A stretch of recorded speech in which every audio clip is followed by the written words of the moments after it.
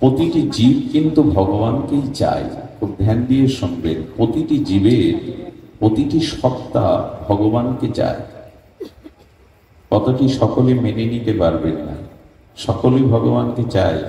পৃথিবীতে অনেক নাস্তিক আছে, পৃথিবীতে অনেক অবিশ্বাসী মানুষ আছে যারা ঈশ্বর বিশ্বাস করে না। তো তাহলে এই কথার সত্যতা কোথায় যে সমস্ত জীব ভগবানকে চায়? এ কথার ব্যাখ্যা আমাদের আচার্যরা জানিয়েছেন, ধ্যান দিয়ে শুনুন। পুরাতন কাপড়ের ভাঙাটা কাজে লাগে, পুরাতন কাপড়ের ভাঙাটা কাঁথা সেলাই করা যায়, সলিতা করা যায়, ঘর মোছা করা যায়। কিন্তু আত্মা দেহ থেকে চলে গেলে ৬-৭ ঘন্টা পরে এ দেহ একটা ভাঙা কাপড়ের যে মূল্য আছে, এ দেহের সে মূল্য এটা পচে গলে যাবে, দুর্গন্ধ ছড়াবে। ভাঙা কাপড় রেখে দিলে কি পোকা হয়? তাকে তো কাঁথা করতে পারেন, ঘর মোছা করতে পারেন, কিন্তু শরীরটা ভাঙা কাপড়ের থেকেও মূল্যহীন আত্মা যদি চলে যায়। শরীর ভাঙা কাপড় স্পর্শ করলে কেউ অপবিত্র হয় না, স্নান করতে হয় না, কিন্তু মরা স্পর্শ করলে তাকে স্নান করতে হয়।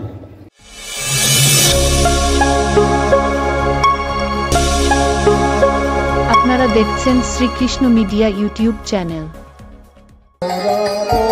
হরে হরে হরে কৃষ্ণ হরে কৃষ্ণ।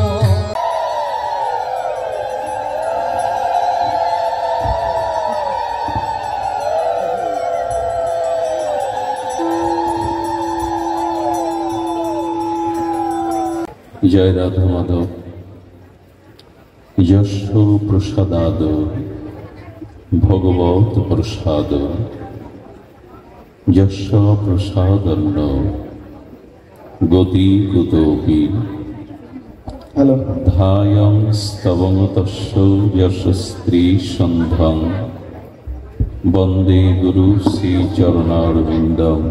সব মাইক্রোফোন গুলো বন্ধ করে দেন, একটা বাদে। আজানুলম্বিত ভুজ কনকাত সংকীর্তনয় কপিতর কমলায়তাক্ষ বিশ্বম্ভর দ্বিজবর যুগ ধর্মপাল বন্দে জগৎ প্রিয় কর করুণায় অবতার।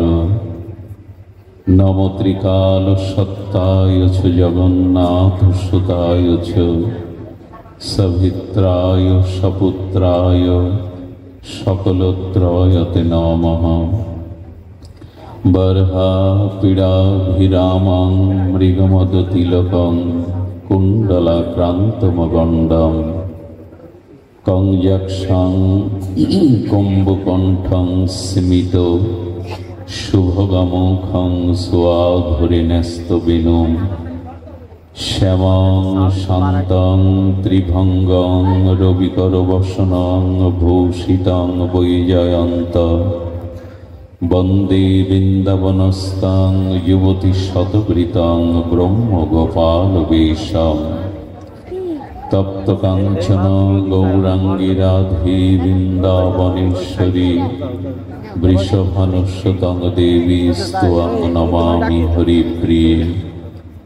তুলসী কাননং যত্র যত্র পদ্মবনানি চ পুরাণ পাঠনং যত্র তত্র সন্নাহিত হরি। বাঞ্ছা কল্পতরুভশ্চ কৃপা সিন্ধুভ্য এব চ পতিতানাং পাবনেভ্যো বৈষ্ণবেভ্যো নমো নমঃ। মূকং করোতি বাচালং পঙ্গুং লঙ্ঘায়তে গিরিম যৎকৃপাতমহং বন্দে পরমানন্দমাধবম। নারায়ণং নমস্কৃত্য নরং চৈব নরোত্তমং দেবীং সরস্বতীং ব্যাসং ততো জয়মুদরায়ত। ওম নমো ভগবতে বাসুদেবায়। জয় রূপ সনাতন ভক্ত রঘুনাথ শ্রীজীব গোপাল ভক্তদাস রঘুনাথ। এই ছয় গোস্বামীর পরিচরণ বন্ধন যাহা হইতে বিঘ্ন নাশ অভীষ্ট পুরাণ দুর্গমে প্রতিমেন্ধস্য স্খলদপাদ গতির্মোহ সকৃপা যষ্টিদানেন সন্ত সন্ত বলম বনম শ্রীগুরু প্রেমানন্দ গৌর।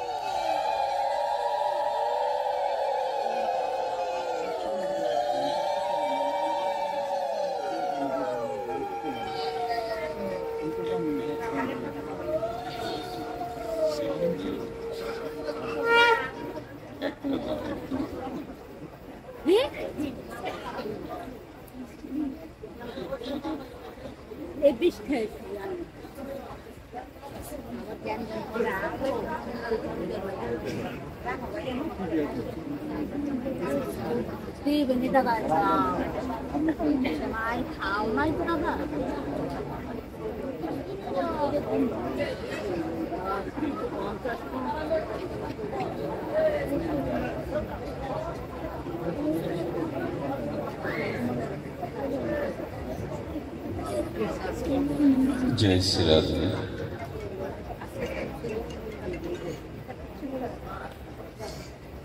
अकाम सर्व कामो वमोक्ष कामो उदारथि तीव्रेण भक्ति योगेन जजते पुरुषं परम। कलिपावन अवतार परम प्रेममय प्रेम परतत्व सीमा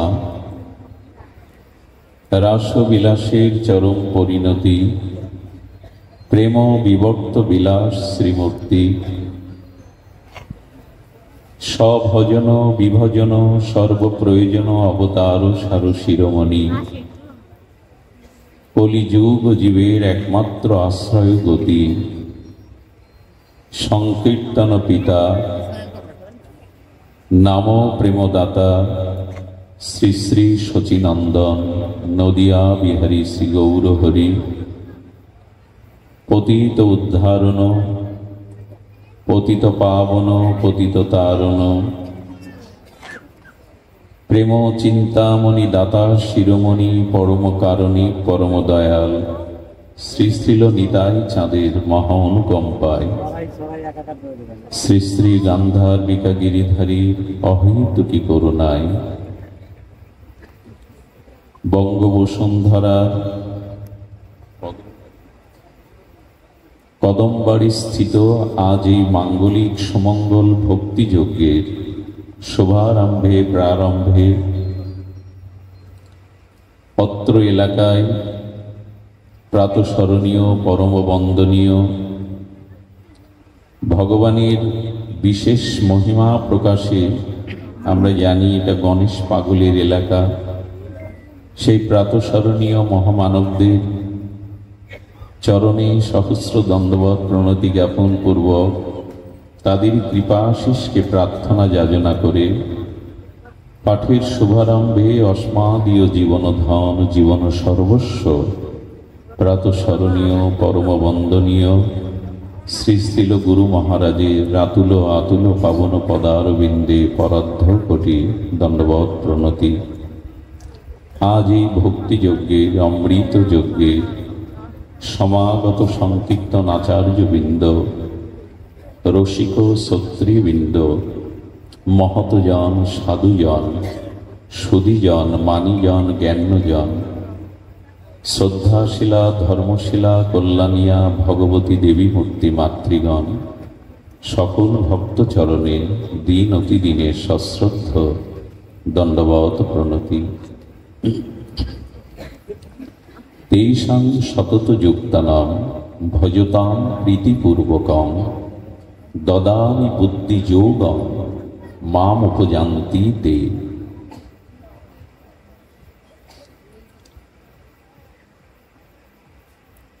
এই পৃথিবীতে, এই জগতে কোন বৃক্ষ লতা দেখবেন মূলের সাথে যদি যুক্ত না থাকে, কোন বৃক্ষ গুগ্ন লতা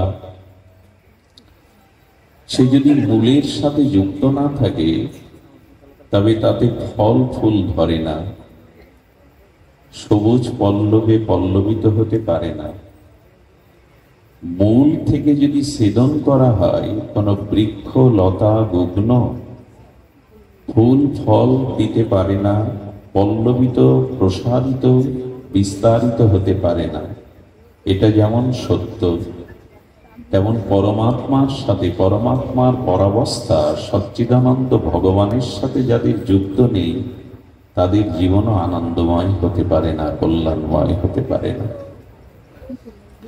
বৃক্ষটাকে যোগ থাকতে হবে মূলের সাথে, তবেই সে আলো বাতাসে ফুলে ফলে পল্লবিত হতে পারবে।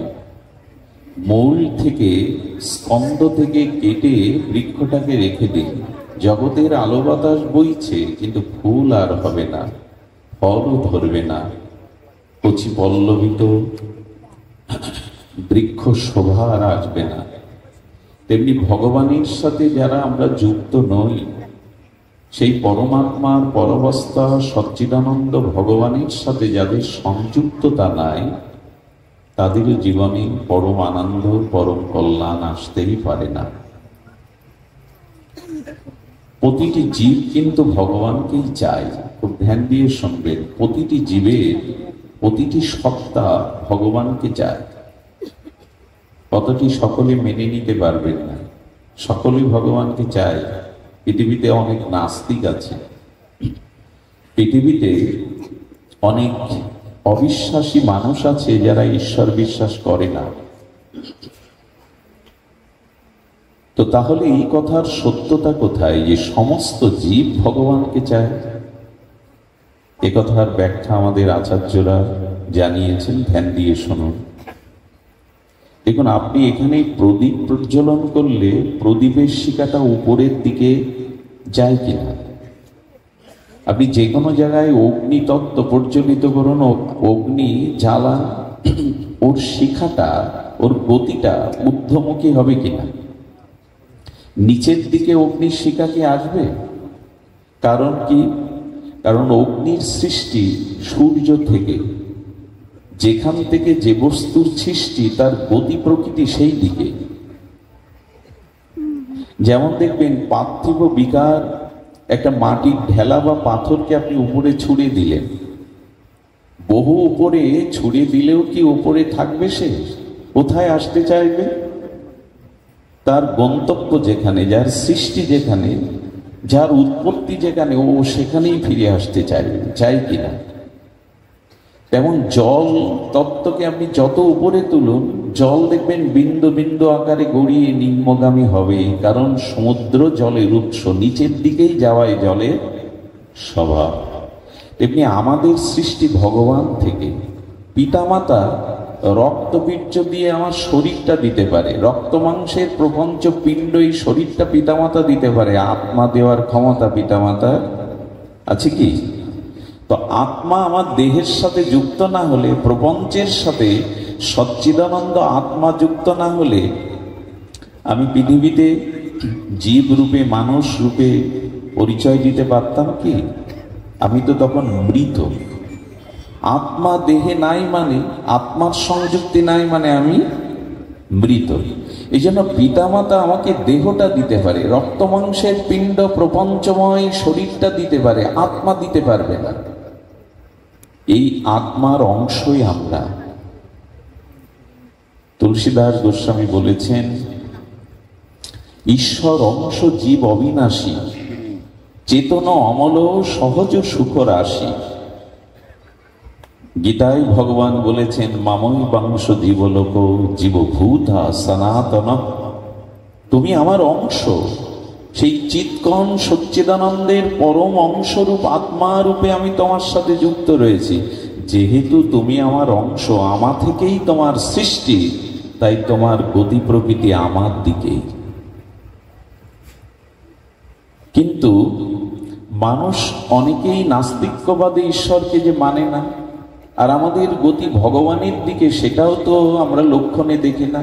আমাদের গতি তো বিষয়ের দিকে, ভোগের দিকে, কামের দিকে, সংসারের দিকে, শরীরের দিকে, অর্থের দিকে, মান সম্মান, পদ প্রতিষ্ঠার দিকে। কই ভগবানের দিকে তো সহজে আমাদের গতি যায় না। কিন্তু এই কথা আমাদের শাস্ত্রে এসেছে যে না, ভগবানকেই আমরা চাইছি।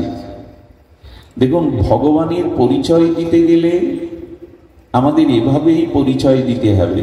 ভগবত তত্ত্ব কি?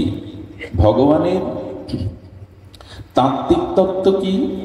তাত্ত্বিক তত্ত্ব হলো সচ্চিৎ আনন্দময়। ভগবান হলেন সৎ চিৎ আনন্দ। এভাবে না জানলে কিন্তু আবেগে ভগবানকে জানা যাবে না। হই হুল্লোড় করে আবেগ তাড়িত হয়ে পরতত্ত্ব ভগবানকে জানা যাবে না। গীতা, ভাগবত, উপনিষদ, ঋষিদের সেই সাধনার উপলব্ধিতে তারা জানিয়েছেন ভগবান মানে সৎ চিৎ আনন্দ। এই তিনটি তত্ত্ব সমন্বিত যেখানে, সমষ্টি যেখানে, তাকে বলে ভগবান। সচ্চিদানন্দ পূর্ণ কৃষ্ণের স্বরূপ। অমল পুরাণ সর্ববেদান্ত সার ভাগবত তাই বলেছেন, সচ্চিদানন্দ রূপায় বিশ্ব উৎপত্তাদি হেতবে তাপত্রায় বিনাশায় শ্রীকৃষ্ণ বয়ান নমঃ। ভগবান কিরূপ না, তিনি সৎ, তিনি চিৎ আনন্দময়। দেখুন, প্রতিটা জীব ভগবানকে চাইছে কিনা এই তত্ত্বের দ্বারা নিরূপণ করেছেন আচার্যরা। ধ্যান দিয়ে শুনুন। সৎ বলতে যা ত্রৈকালিক সত্য আছে, পূর্বে ছিল, এখন আছে, ভবিষ্যতেও থাকবে, যা সর্বত্র সর্বদা। সৎ অবিনাশী, সৎ কখনো বিনাশ হতে চায় না। আচ্ছা বলুন তো, আমরা কখনো আমাদের বিনাশ চাই কি? ঈশ্বর চাওয়ার দরকার নেই আপনার, আপনি আপনার বিনাশ চান। পৃথিবীর প্রতিটা প্রাণী তার অস্তিত্বকে টিকিয়ে রাখতে চায়, চাই কিনা? জলে যদি কোনো একটা পিপিলিকা পড়ে যায়, সব প্রাণী তো বাঁচতে চায়, তার অস্তিত্বকে টিকিয়ে রাখতে চায়, নিজের অস্তিত্ব বিলীন হোক কেউ চায় না। তার মানে সত্তাকেই আমরা চাই। আমার অস্তিত্ব বিলীন হোক কে আমি চাই না, আমার অস্তিত্বকে আমি সর্বদা স্বীকার করতে চাই। এই জন্য বোধ হয় মৃত্যুকে কেউ মেনে নিতে চায় না, মৃত্যুকেও প্রার্থনা করে না, এই জন্য মৃত্যুকে মেনে নিতে চায় না, এই জন্য নিজের অস্তিত্বের নাশ কেহ চায় না। আমি বেঁচে থাকতে চাই, চিরদিন থাকতে চাই, আমার অস্তিত্ব বিদ্যমানতা থাক, আমার অস্তিত্ব যেন সংকটে না পড়ে। এটা চাওয়া মানেই তো ভগবানকে চাওয়া। কারণ পৃথিবীতে আর সকল কিছু বিনাশী, নশ্বর, একমাত্র সৎই হলো অবিনশ্বর, যার ধ্বংস, লয়, ক্ষয় এগুলি নাই। আমিও তো চাই আমার অস্তিত্ব টিকে থাকুক। কেউ অস্তিত্ব বিনাশ চায় না। তার মানে আপনি পরোক্ষভাবে ঈশ্বরকে না চাইলে, রাম ভগবান, হরিচাঁদ ঠাকুর, শ্রীকৃষ্ণ চৈতন্য প্রভু, এভাবে নাম ধরে না চাইলে আপনি সৎকে চাইছেন, আর সতের স্বরূপই হলেন ঈশ্বর। অস্তিত্ব আপনি রাখতে চাইছেন। দেখুন, মৃত্যু আমরা চাই না কেন? মৃত্যু তো ধ্রুব সত্য। গীতার এই শ্লোকে যদি সরলত্ব আমরা করি, তাহলে মৃত্যুটা ভগবান যেভাবে দেখেছেন, ব্যক্ত করেছেন, বড় অদ্ভুত। বাসাংসি জীর্ণানি যথা বিহাই নবানি ঘৃণানি নরহ পরাণি তত শরীরানি জীর্ণানি সংজাতি নবানি দেহি। কি অদ্ভুত ভগবানের এই দিব্য শ্লোকাবলী। ভগবান মৃত্যুকে তুলনা করেছেন বাসাংসি জীর্ণানি। আমাদের পরিদেহ, বস্ত্র, কাপড়টা জীর্ণ হয়ে গেলে সেই পুরাতন জীর্ণ বস্ত্রটা পরিত্যাগ করে আমরা নূতন বস্ত্র ধারণ করি। গোবিন্দ বলছেন, জীর্ণ শরীর ত্যাগ করে জীবাত্মার একটি নূতন শরীর ধারণ করে, এতে শোকের কি আছে? কতগুলি কি মেনে নেব আমরা? তুমি এত সহজে বলে দিলে ভগবান পুরাতন কাপড় পরিত্যাগ করে নূতন কাপড় পরিধান, তা আমরা মৃত্যুকে এভাবে মেনে নেব? মেনে তো নিতেই হবে, নিতে হবে। এই জন্য ভগবান আবেগতাড়িত কথা বলেননি। ভগবান চিরসত্য শাশ্বত চিরন্তন মঙ্গলময় কথাই বলেছেন, আমরা মেনে নিতে পারি না। আচ্ছা, নূতন কাপড় পরতে আপনাদের কি হয় জানি না, আমার তো খুব সুখ হয়। তাহলে পুরাতন দেহটা ছেড়ে নূতন দেহ পেতে আমার সুখ হয় না কেন? কষ্ট, দুঃখ, যন্ত্রণা, হাহাকার আসে কেন মৃত্যুতে? এর কারণ কি? আরো লক্ষ্য করুন, পুরাতন কাপড়ের ভাঙাটা কাজে লাগে। পুরাতন কাপড়ের ভাঙাটা কাঁথা সেলাই করা যায়, সলিতা করা যায়, ঘর মোছা করা যায়। কিন্তু আত্মা দেহ থেকে চলে গেলে ৬-৭ ঘন্টা পরে এ দেহ একটা ভাঙা কাপড়ের যে মূল্য আছে, এ দেহের সে মূল্য এটা পচে গলে যাবে, দুর্গন্ধ ছড়াবে। ভাঙা কাপড় রেখে দিলে কি পোকা হয়? তাকে তো কাঁথা করতে পারেন, ঘর মোছা করতে পারেন, কিন্তু শরীরটা ভাঙা কাপড়ের থেকেও মূল্যহীন আত্মা যদি চলে যায়।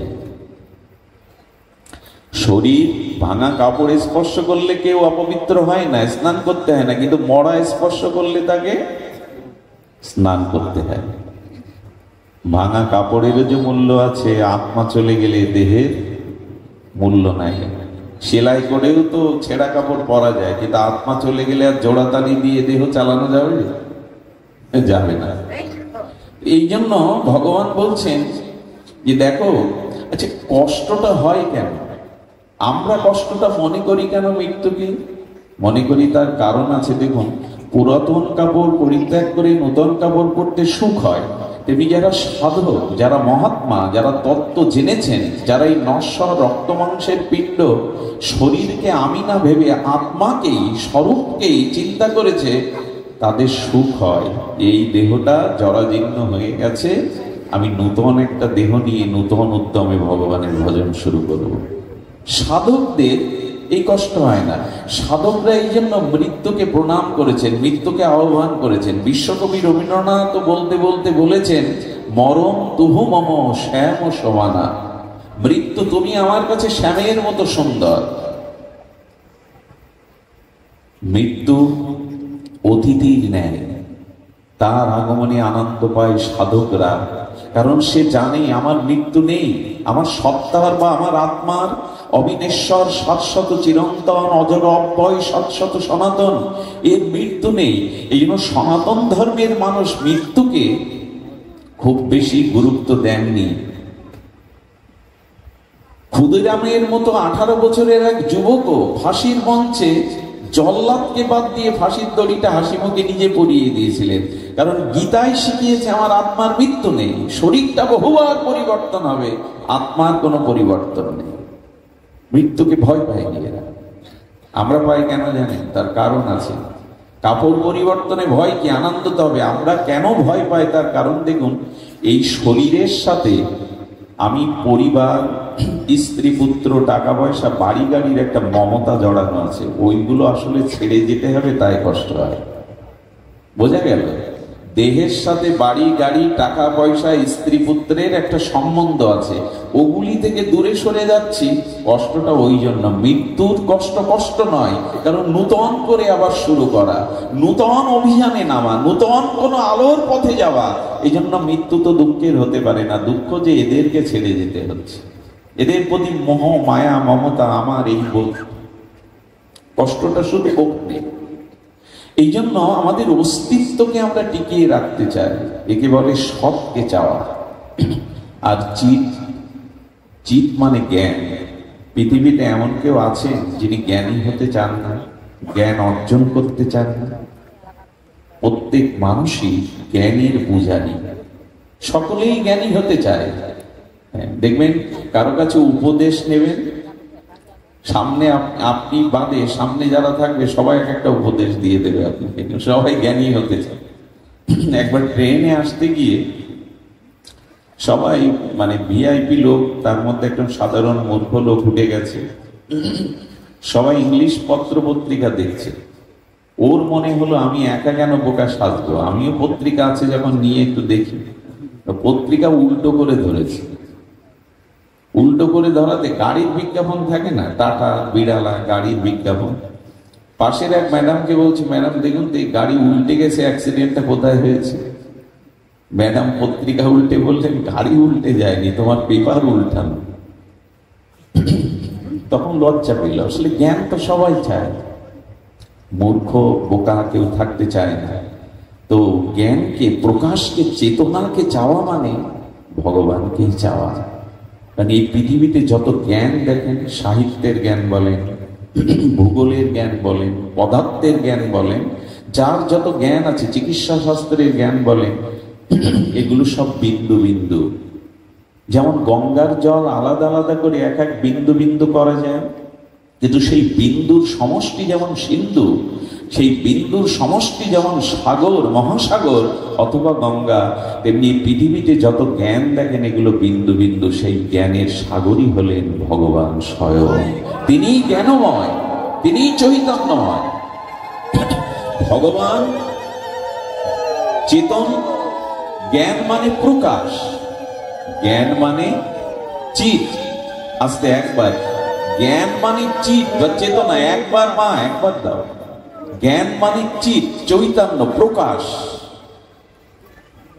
এই জ্ঞান সকলেই চায়, মানে সেই ঈশ্বরকেই চাইছে। কেউ অজ্ঞানী থাকতে চায় না, সকলেই জ্ঞানের পূজারী। এই জন্য ঈশ্বরকে চাই না বললে হবে না, সবাই চাইছে। প্রদীপটা জ্বালালে, আগুন জ্বালালে তার শিখা উদ্যমুখী হবে। জীব যেহেতু ভগবানের থেকে এসেছে, সচ্চিদানন্দের অংশ, এই জন্য সে ভগবানকেই চাইবে। মুখে স্বীকার না করলে কি হবে? নাস্তিক্যবাদের মধ্যে যদি পড়ে যায়, তবু সকলে এই চেতনকে চাইছে, চিতকে চাইছে, জ্ঞানকে চাইছে। চেতন মানে প্রকাশ, সেই প্রকাশ আমরা সকলেই চাইছি। চিত না হলে কিন্তু আনন্দও পাওয়া যাবে না। দেখবেন একটি কিশোর ছেলে মারা গেলে তাকে মেডিসিন দিয়ে কাচের ঘরে যদি 500 বছরও সুরক্ষিত রাখেন, সে যুবক হবে তো? হবে কি? আচ্ছা, আমি যদি এখন মারা যাই, আমাকে 5-7 দিন রাখলে আমার চুলগুলো, নখগুলো বাড়বে? বাড়বে না। এখন বাড়ে কেন? আমার ভিতরে চিত, একটা বৃদ্ধি শক্তি আছে। কোন কিশোর মারা গেলে তাকে 500 বছর দিয়ে রেখে দিলেও সে যুবক কখনো হবে না। আমরা কিন্তু হয়েছি, কারণ চিত, চেতন, প্রকাশ আমার মধ্যে ছিল। এবং চিতটা বোঝানোর জন্য বলা হয়েছে, চোখ এখন দেখছে কিন্তু মৃত ব্যক্তির চোখ দেখে না, কারণ চিত প্রকাশটা তার মধ্যে, চুল নখগুলো বাড়ে না। আচ্ছা, এখন ধূপের একটা অগ্নিকণা আপনার গায়ে পড়লে একটু জ্বালা করবে না, অনুভব হবে না?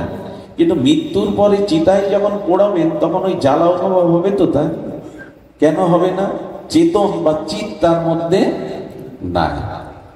এই জন্য চেতন, চিত, প্রকাশ আমরা সবাই চাই। জ্ঞানী হতে চাই, জ্ঞান অর্জন করতে চাই। আর দ্বিতীয়টিতেও পৃথিবীতে এমন কোনো জীব নাই যা চায় না, অর্থাৎ আনন্দ। সৎ চিত আনন্দ কে না চায়? এই পৃথিবীতে আনন্দ না থাকলে কেউ বেঁচে থাকতো না। কোথাও না কোথাও আনন্দের সন্ধান আছে, কোথাও না কোথাও আনন্দ খুঁজে পায় মানুষ, তাই পৃথিবীতে বেঁচে আছে। এই জন্য আনন্দ বা সুখ, ভগবানকে কেউ না চাইতে পারে। আচ্ছা, আপনাদের কাছে প্রশ্ন করি, সুখ কেমন চান? সকালে চান, বিকালে চান না? এর মধ্যে আছেন নাকি কেউ? না বললে কিন্তু পাবেন না।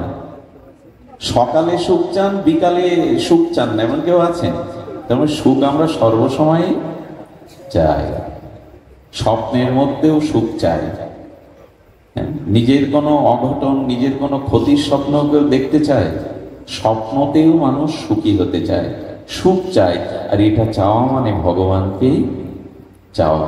এই জন্য পৃথিবীতে এমন কোনো প্রাণী নেই, আপনি পিপীলিকার সামনে মধুর বিন্দু আর বিষের বিন্দু দিয়ে দেন, ও দেখবেন মধুর বিন্দুতেই যাবে। ও আনন্দ চায়, ও তৃপ্তি চায়। এই জন্য ভগবানকে চাওয়া মানেই সচ্চিত আনন্দকে চাওয়া।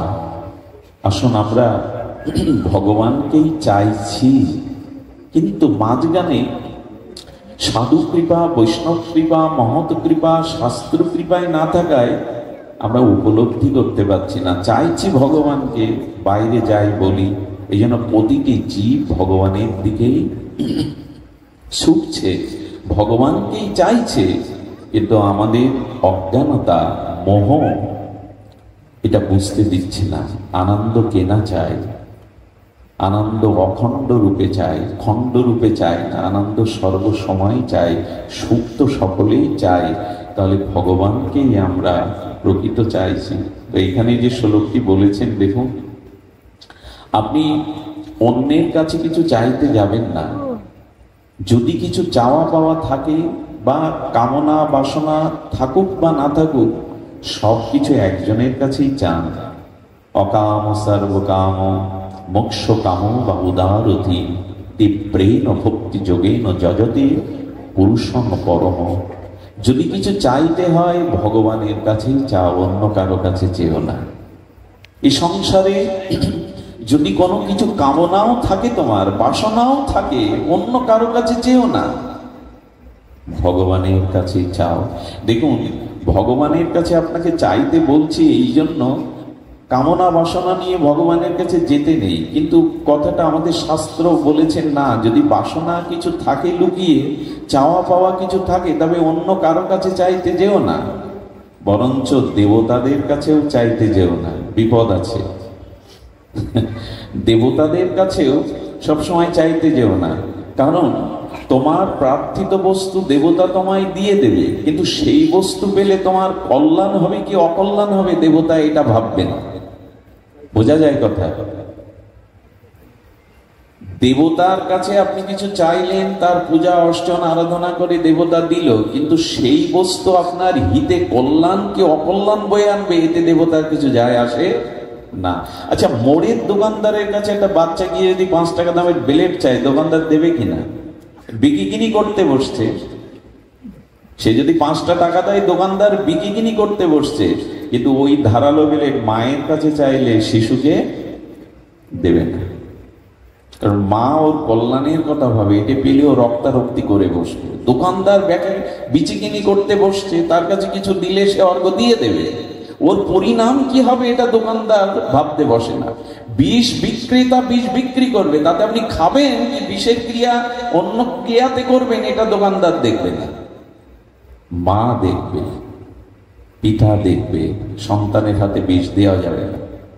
এই জন্য দেবতাদের কাছে আমরা যা চাই, সেই দেবতা আমাদের প্রার্থিত প্রার্থনা পূরণ করে বটে, কিন্তু তাতে আমার কল্যাণ হবে কিনা এটা দেবতা বিচার করবে না।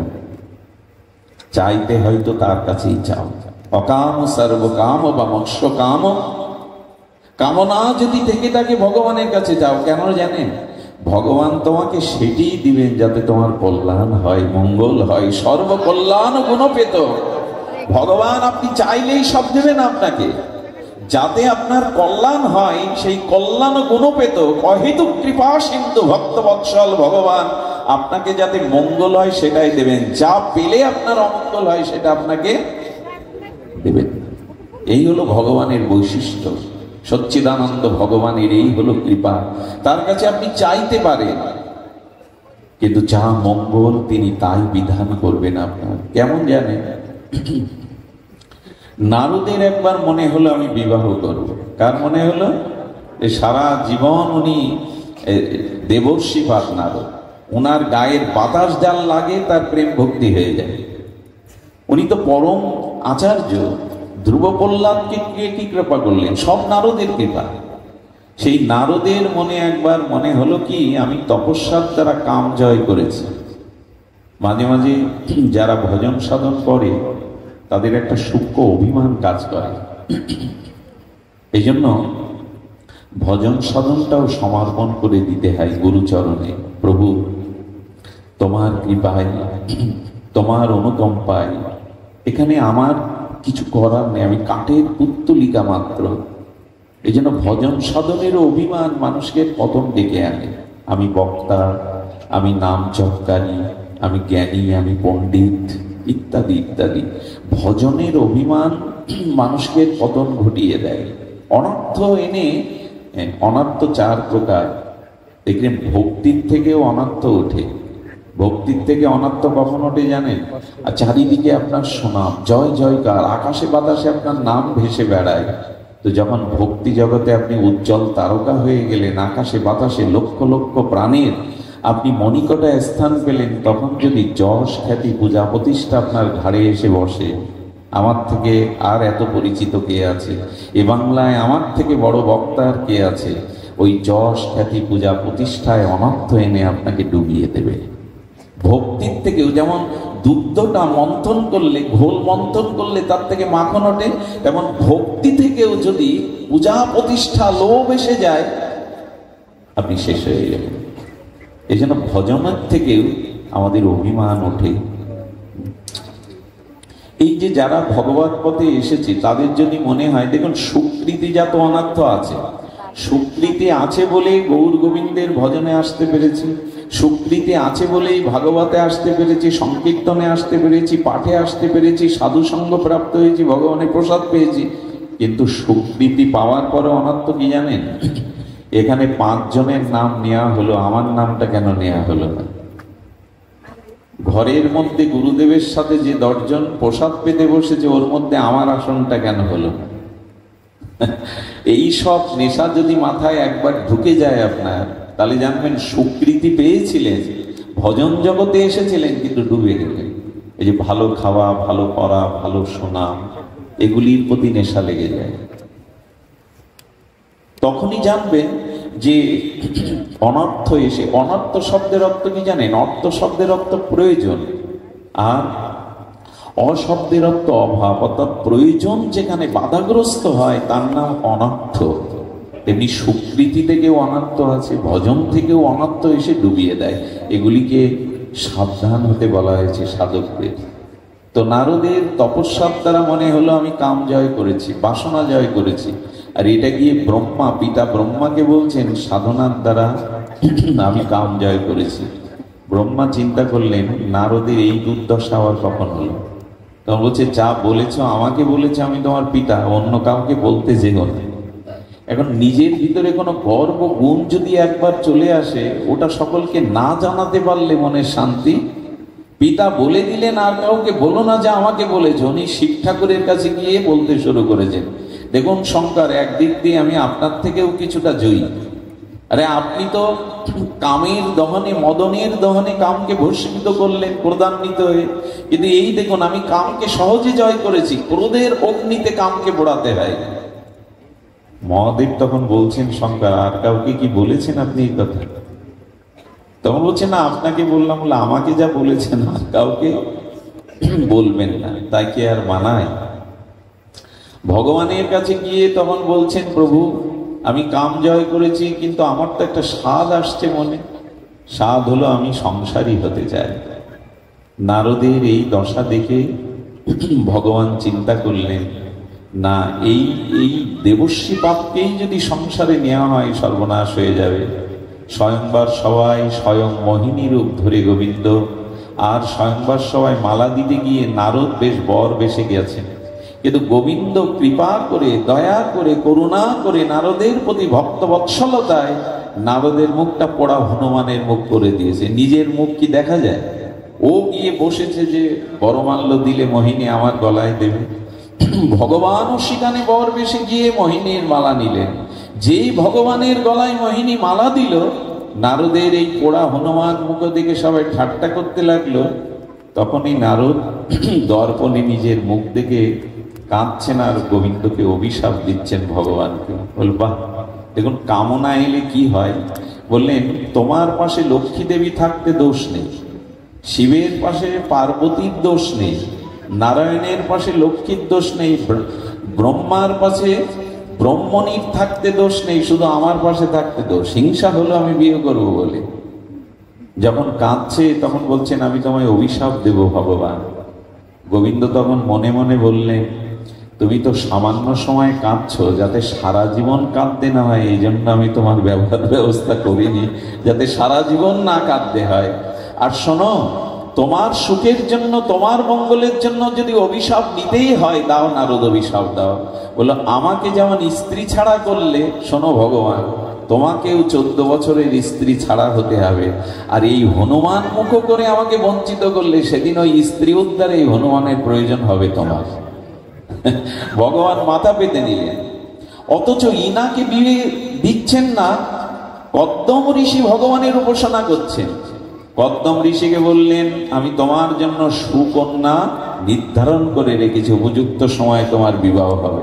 একজনকে বিয়ে দিচ্ছেন না, অভিশাপ দিচ্ছেন, আর একজনের বিয়ের জন্য পাত্রী রেখে দিয়েছেন। কেন জানেন? ভগবান জানেন কার কোনটা দিলে তার জীবনের কল্যাণ হবে।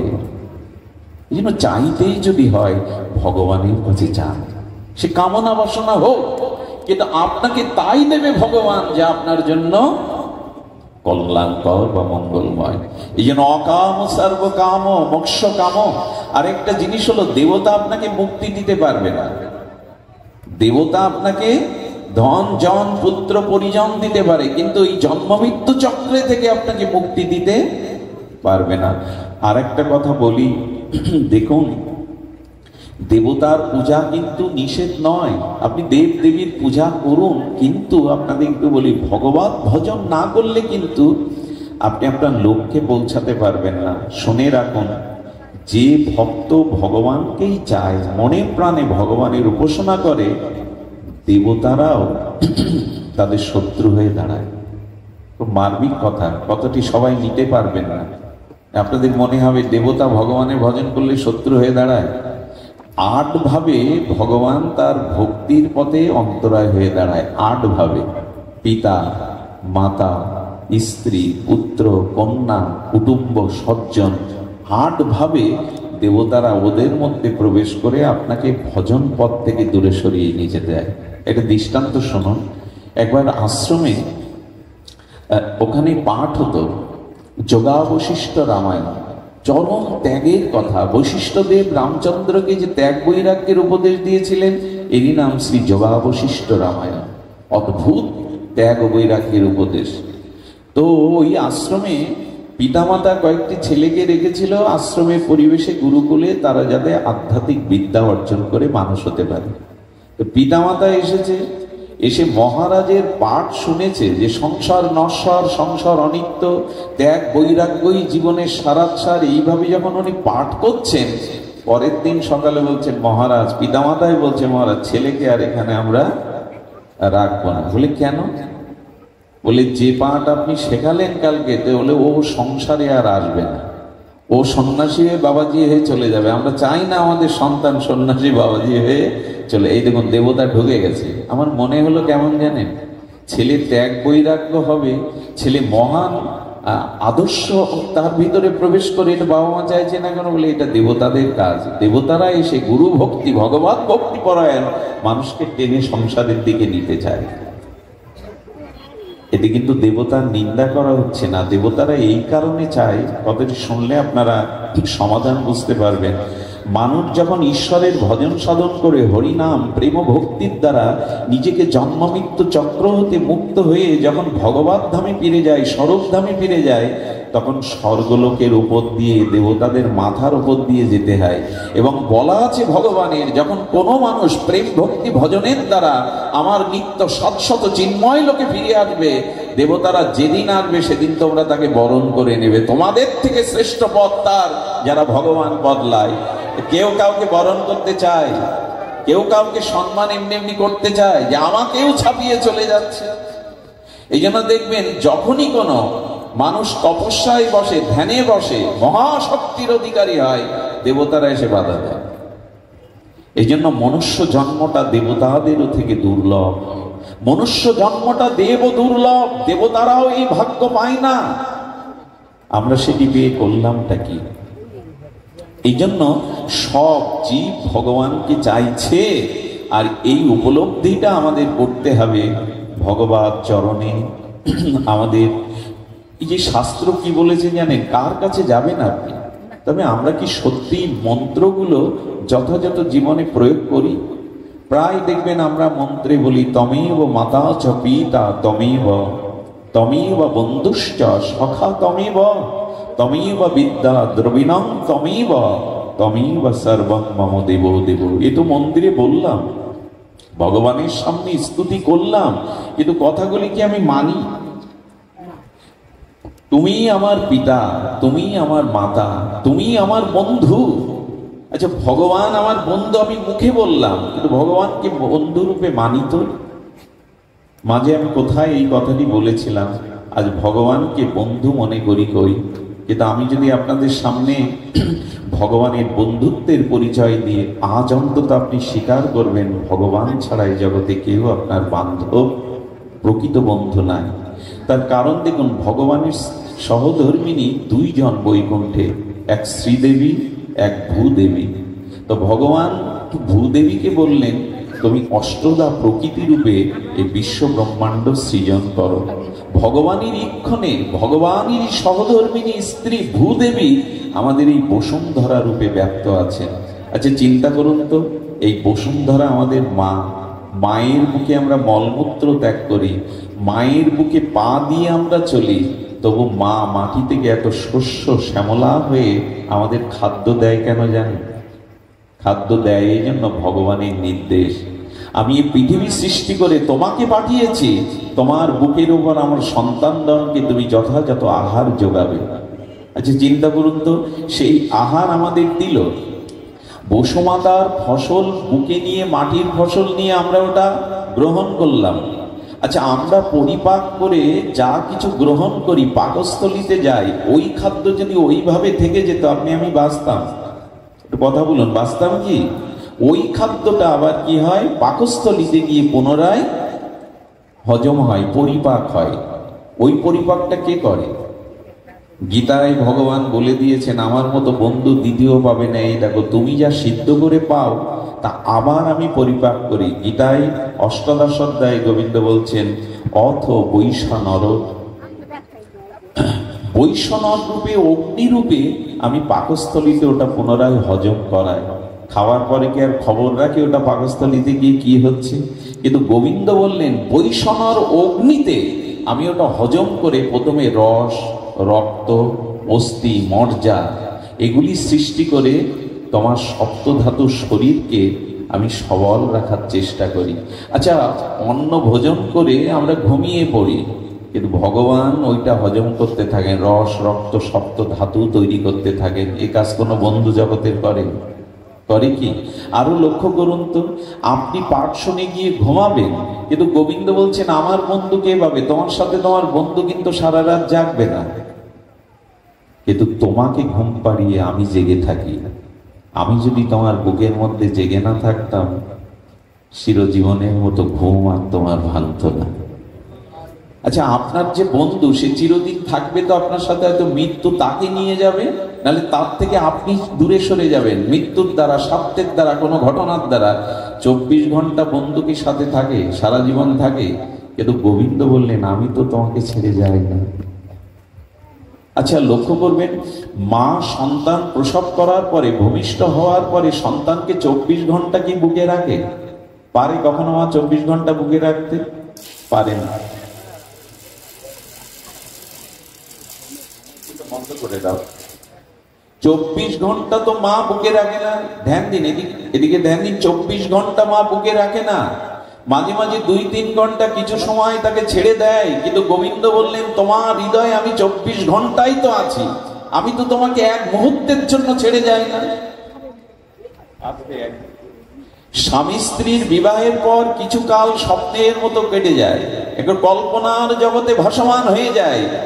1-2টি সন্তান হলে তখন কেউ কাউকে আর মনের থেকে মেনে নিতে চায় না। তাদের সম্পর্কের মধ্যে, ভালোবাসার মধ্যে তিক্ততা চলে আসে। গোবিন্দ বললেন, আমি কিন্তু তোমাকে ছেড়ে কখনো যায় না, দূরে সরে যায় না। আরো তুমি ভেবে দেখো, কোন মহাপাপ অপরাধের দ্বারা তুমি যদি শূকর, কুকুর, মলমূত্রের কীট পতঙ্গ হয়ে জন্মাও, সবাই ছেড়ে দেয়, কিন্তু আমি আত্মারূপে তোমার মধ্যে থাকি, কারণ আমি ত্যাগ করলে তোমার কোনো গতি হবে না। তাই আমি তোমার মধ্যে থেকে আবার 84 লক্ষ জনই ভ্রমণ করে, মানুষ করে, গুরু রূপে দীক্ষা দিয়ে, হরি নাম দিয়ে, তুলসী তত্ত্ব দিয়ে, ভাগবত দিয়ে, সাধু দিয়ে, গঙ্গা দিয়ে, বৃন্দাবন দিয়ে, প্রসাদ দিয়ে আবার তোমাকে তরাবার জন্য আমি তোমার হৃদয়ে আত্মারূপে থেকে যাই, আমি তোমাকে কোনোদিন ত্যাগ করি না। এই বন্ধুর কথা ভাবেন, তার থেকে বড় বান্ধব কে আছে জগতে? এই যে তমেব বন্ধুশ্চা মুখে বলি, কিন্তু বন্ধুর কথা ভাবি কি? তার প্রতি বিশ্বাস এসেছে তো? আমি আপনাদের একটা কথা বলে যাই, সারাটা জীবন অর্থের পিছনে আমরা যে চাকরি বাকরি ব্যবসা কিছু যে সময়টা দেই, তার অর্ধেকেরও এক অংশ সময় যদি ভগবানের জন্য দিতেন, অর্থ পান আর না পান আপনি ভগবান পেয়ে যেতেন, এটা নিশ্চিত বিশ্বাস। যদি ওই সময় ভগবানকে দিতেন, সারাটা জীবন মানুষ অর্থের জন্য শ্রম যতটা দেয়, তার অর্ধেক নয়, তার একাংশ যদি ভগবানের জন্য দিত ভজনে, সে অর্থ না পেলেও ভগবান পেয়ে যেত। দুর্ভাগা আমরা, যার জন্য জগতে এলাম, যাকে পাওয়ার জন্য এই দুর্লভ মনুষ্য জন্ম পেলাম, তাকেই ভুলে আছি। মুখে বলি তুমি আমার পিতা, তুমি আমার মাতা, তুমি আমার বন্ধু, তুমি আমার সখা, তুমি আমার দ্রব্য, এটা মুখে বলি, কবে কাজে লাগাবো বলুন? কবে আমাদের জীবনে এটি কাজে আসবে? তবে আপনাদের এইটুকু বলি, আজ একটি সার কথা বলি, যে কথা আমি ইতিপূর্বে উচ্চারণ করিনি, কেন জানি না। এই মঙ্গলময় পরিবেশে, এই শান্ত সমাহিত চাতক সম আপনাদের ভাগবত শ্রবণের উৎকণ্ঠা থেকে হয়তো স্বপ্রকাশ হচ্ছেন ভাগবতে এই কথাটি। দেখুন, আমাদের প্রয়োজন শুধু ধারা বদলানো, কথাটি একটু ধ্যান দিয়ে শুনতে হবে। দেখুন, আমাদের যে দেহ, আমাদের যে ইন্দ্রগুলি, সব বহির্মুখী। আচ্ছা, চোখ কোন দিকে ছুটতে চায়, ভেতরে না বাইরের দিকে? দৃশ্য দেখতে কোন দিকে যায়? চোখের গতি। কানও তো বাইরের কথা শোনার জন্য ব্যস্ত, নাকি ভেতরের কথা? বাইরের কথা, তাই না? চামড়ায় যে স্পর্শ সুখটা পাই, সেটা বাইরে থেকে কারো স্পর্শ সুখ নাই, না ভেতর থেকে চাই? জিহ্বাটার যে রস সুখ চাই, সেটা বাইরে থেকে কিছু জিহ্বায় দিয়েই তো সে সুখ পায়। সব কিছু বহির্মুখী, তাই না? চোখ, কান, নাক, মুখ, এগুলি সব বহিরের বস্তুতে এই প্রপঞ্চময় শব্দ স্পর্শ থেকে সুখ পায়। তার মানে ইন্দ্রগুলো বারবার বাহিরের দিকেই যেতে চায়, চাই কিনা? তো চক্ষু, কর্ণ, নাসিকা, জিহ্বা, আমাদের ত্বকটা সব বাইরের বস্তুর দিকে ধাবিত হয়। একে বলে ধারা। আমাদের কর্মেন্দ্রিয়, আমাদের এই জিনিসগুলো না বহির ধারার দিকে ছুটে চলেছে। সাধন বা ভজন কাকে বলে জানেন? ধারাটা উল্টালে বানানটা কি হয়? ধয়াকার রয়কার, ধারা। এটা উল্টে দিলে কি হয়? রাধা। ভজন সেই দিনই হবে যেদিন এই বহির্মুখ ইন্দ্রিয়ের ধারাকে ভেতরমুখী করতে পারবেন, অন্তর্মুখী করতে পারবেন। তখন ধারাটাই রাধা হয়ে যাবে, ধারাটাই তখন রাধা হয়ে যাবে। আর রাধারানীর জন্যই তো ভজন সাধন, রাধারানীর জন্যই তো সকল কিছু। কারণ করুণা ভগবানের মধ্যেও জানায়, লাদিনী শক্তি করুণাময়ী মহাভাবময়ী রাধারানীর মধ্যে তাই আছে। রাধারানীতে যে করুণা আছে, স্বয়ং ভগবানের লাদিনী শক্তি রাধারানীতে যে করুণা আছে, স্বয়ং ভগবানের মধ্যেও এত করুণা নেই। এই জন্য তো রাধা নামে জগৎ প্লাবিত। রাধাকেই কেন গৌড়ীয় বৈষ্ণবগণ এভাবে উত্তাল হয়ে, উদ্যম হয়ে রাধা রাধা বলে ব্যাকুল হয়? তার কারণ ধারাটা উল্টালেই হয়ে যায় রাধা। কেমন জানেন? তখন ওই এককেই ভেতরে চাইবে, চোখ চাইবে শুধু গোবিন্দকে দেখতে। রাধা কখন হবে? গোপী কখন হবে? আপনার ভজন সত্য কখন হবে? চোখ যেটা বাইরে দেখতে চাইছিল, সেটা এককে দেখতে চাইবে, সবার মধ্যে আমার প্রিয় পরম গোবিন্দকেই দেখি আমি, এককে ছাড়া দ্বিতীয় দেখছে না।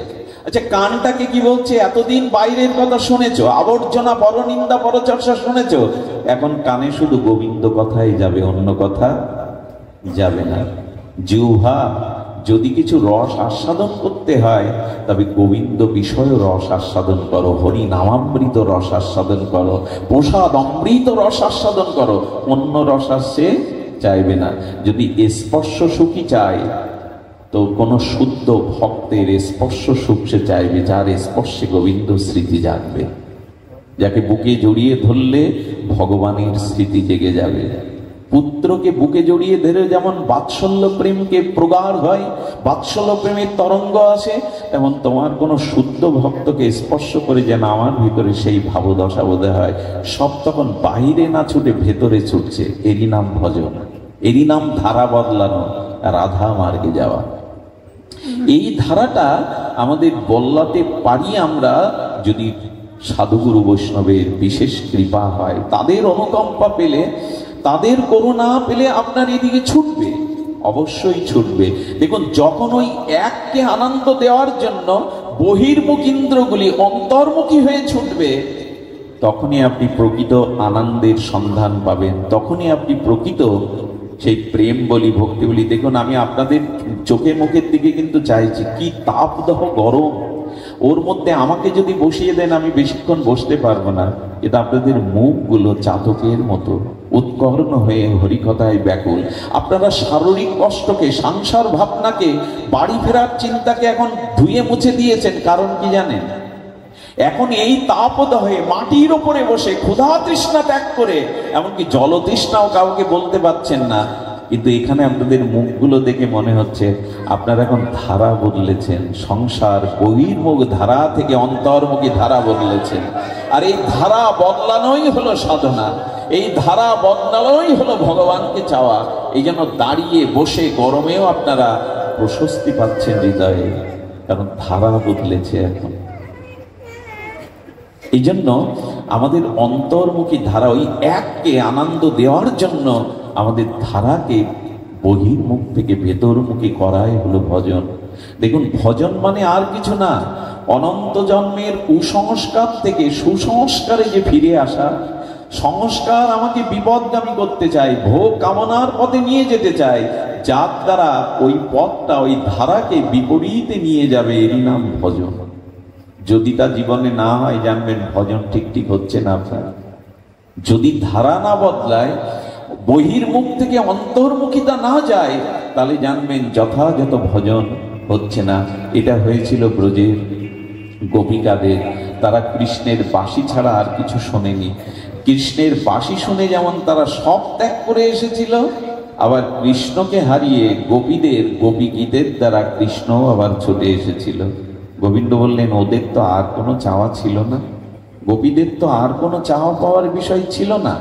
তবে আপনাদের এইটুকু অনুরোধ করি, অনুরোধটাকা হলো অন্তর্মুখী করে ভগবানকে না পাওয়া, ভগবানকে আনন্দ না দেওয়ার, ভগবানকে প্রসন্নতা সুখ না দেওয়ার যে ব্যথা, এই ব্যথাটা যতদিন না জাগবে, জানবেন ভগবানের প্রতি আপনার প্রেম ভালোবাসা হয়নি।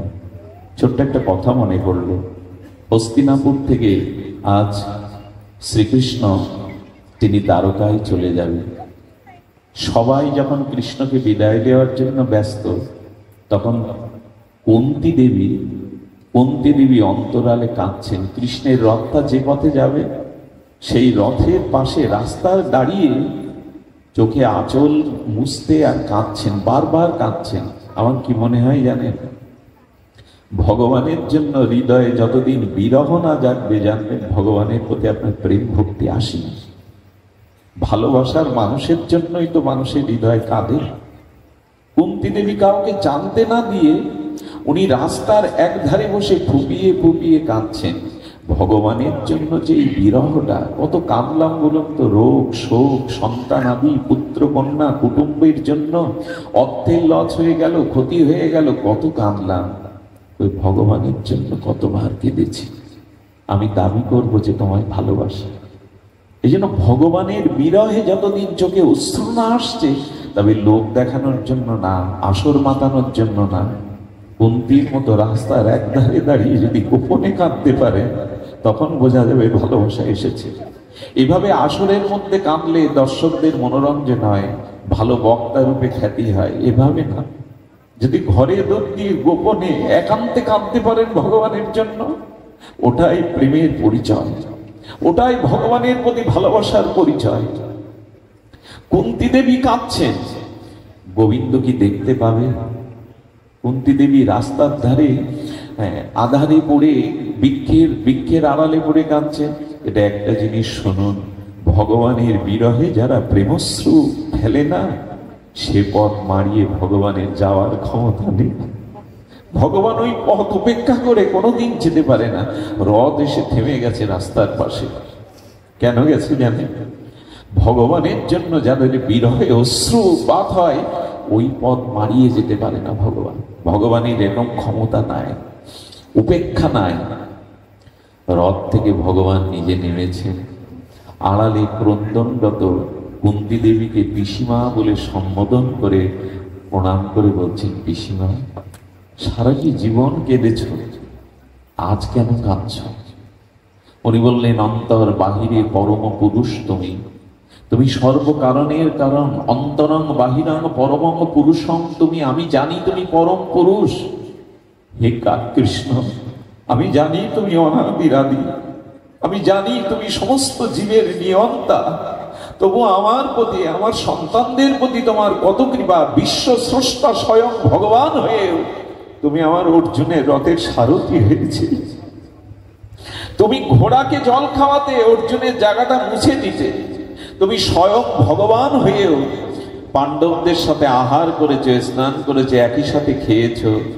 ছায়ার মতো তুমি ছিলে। জানো কৃষ্ণ, জানো কৃষ্ণ, যখনই আমি অল্প বয়সে বিধবা হয়েছি, কান্না ছাড়া আমার জীবনে কিছু ছিল না। এই 5টা পুত্রকে নিয়ে আমি পথে ভিক্ষাও করেছি, বনবাসেও গেছি, ওদের বিষ খাইয়ে মারতে গেছে, যদুগৃহে পুড়িয়ে মারতে গেছে, কিন্তু সর্ববিপদে তুমি ওদের পাশে থেকেছো ছায়ার মতো। পিসিমা, পিসিমা, একথা কেন বলছো? আমি জানি তুমি অন্তর বাহিরে পরম পুরুষ, তবু তুমি ছায়ার মতো, সাধারণ সারথীর মতো, ড্রাইভারের মতো তুমি আমাদের ছায়াতে থেকেছো। কুন্তী দেবীর চোখের জল মুছিয়ে কৃষ্ণ বললেন, পিসিমা, সারাটি জীবন দুঃখ কষ্ট অশ্রু ফেলেছ, তোমাকে আমি কিন্তু দিতে পারিনি, কারণ তুমি কিছু চাওনি।